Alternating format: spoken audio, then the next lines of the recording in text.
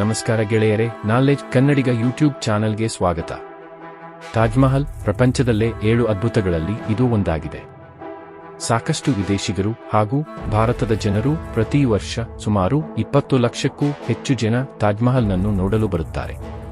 ವಿದೇಶಿಗರಂತೂ ತಾಜ್ಮಹಲ್ನನ್ನು ನೋಡದೇ ಇದ್ದರೆ ತಮ್ಮ ಪ್ರವಾಸ ಪೂರ್ಣವಾಗುವುದಿಲ್ಲ ಎನ್ನುತ್ತಾರೆ. ಆದರೆ ಯಾವುದೇ ಪ್ರವಾಸಿಯಾಗಲಿ ತಾಜ್ಮಹಲ್ನನ್ನು ಹೊರಗಿನಿಂದ ಮಾತ್ರ ನೋಡಲು ಅವಕಾಶವಿದೆ ಹಾಗೂ ನೋಡಲು ಬಿಡುತ್ತಾರೆ. ಆದರೆ ನಿಮಗೆ ಗೊತ್ತಾ, ತಾಜ್ಮಹಲ್ನಲ್ಲಿ ಸಾಕಷ್ಟು ರಹಸ್ಯವಾದ ಕೊಠಡಿಗಳು ಇವೆ ಎಂದು? ತಾಜ್ಮಹಲ್ ಭೂಗರ್ಭದಲ್ಲಿ ಲೆಕ್ಕವೇ ಇಲ್ಲದ ರಹಸ್ಯವಾದ ಕೊಠಡಿಗಳು ಇವೆ. ಅಲ್ಲಿಗೆ ಹೋಗಲು ಇಲ್ಲಿಯವರೆಗೂ ಯಾರಿಗೂ ಅವಕಾಶವಿಲ್ಲ. ಈ ತಾಜ್ಮಹಲ್ನ ನಿರ್ಮಾಣ ಸಾವಿರಾರು ಕಾರ್ಮಿಕರು ಸೇರಿ ಸುಮಾರು 21 ವರ್ಷಗಳ ಕಾಲ ರಾತ್ರಿ ಹಗಲು ಕಟ್ಟಿದ್ದಾರೆ. ತಾಜ್ಮಹಲ್ನನ್ನು 1632ರಲ್ಲಿ ಪ್ರಾರಂಭಿಸಿ 1653ರಲ್ಲಿ ಇದರ ನಿರ್ಮಾಣವನ್ನು ಪೂರ್ಣಗೊಳಿಸಿದರು. ಈ ಮಹಲಿನಲ್ಲಿ ಆಕರ್ಷಣೆಯ ವಿಷಯ ಎಂದರೆ ಅದು ಶಹಜಹಾನ್ನ ಹೆಂಡತಿಯ ಸಮಾಧಿ.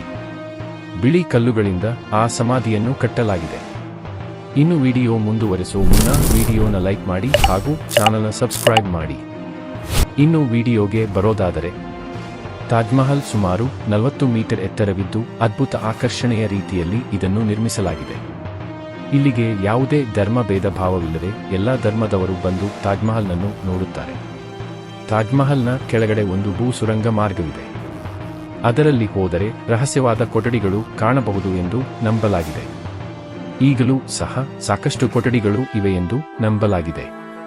ಆದರೆ ಒಮ್ಮೆ ಸುರಂಗ ಮಾರ್ಗವಾಗಿ ಹೋದರೆ ಮತ್ತೆ ಹಿಂದಿರುಗುವುದು ಕಷ್ಟಕರವಾಗಿದೆ ಎಂದು ನಂಬಲಾಗಿದೆ. ಏಕೆಂದರೆ ಈ ಕೊಠಡಿಗಳ ಒಳಗಡೆ ಪದ್ಮವ್ಯೂಹ ಇರುತ್ತವೆ ಎಂದು ನಂಬಲಾಗಿದೆ. ಆದ್ದರಿಂದಲೇ ಈ ಸುರಂಗ ಮಾರ್ಗಕ್ಕೆ ಹೋಗದಂತೆ ಇಟ್ಟಿಗೆಗಳಿಂದ ಮುಚ್ಚಿ ಹಾಕಿದ್ದಾರೆ.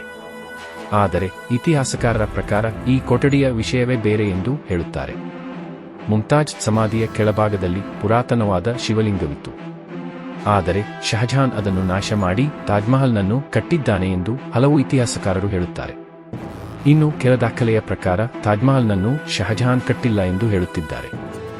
ಅದನ್ನು ನಿರ್ಮಿಸಿದವರು ರಾಜಪೂತ್ ದೊರೆ ರಾಜಮಾನ್ ಸಿಂಗ್. ಇನ್ನು ತಾಜ್ಮಹಲ್ನ ಕೊಠಡಿಗಳಲ್ಲಿ ಅಪಾರವಾದ ಸಂಪತ್ತು ಇದೆ ಎಂದು ನಂಬಲಾಗಿದೆ. ಇದೇ ಕಾರಣಕ್ಕೆ ಇವುಗಳನ್ನು ಇಟ್ಟಿಗೆಗಳಿಂದ ಮುಚ್ಚಲಾಗಿದೆ.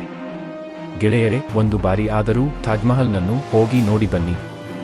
ಇದಾಗಿತ್ತು ಗೆಳೆಯರೇ ಇವತ್ತಿನ ವಿಷಯ. ಮುಂದಿನ ವಿಡಿಯೋದಲ್ಲಿ ಮತ್ತಷ್ಟು ವಿಷಯಗಳನ್ನು ತಿಳಿದುಕೊಳ್ಳೋಣ.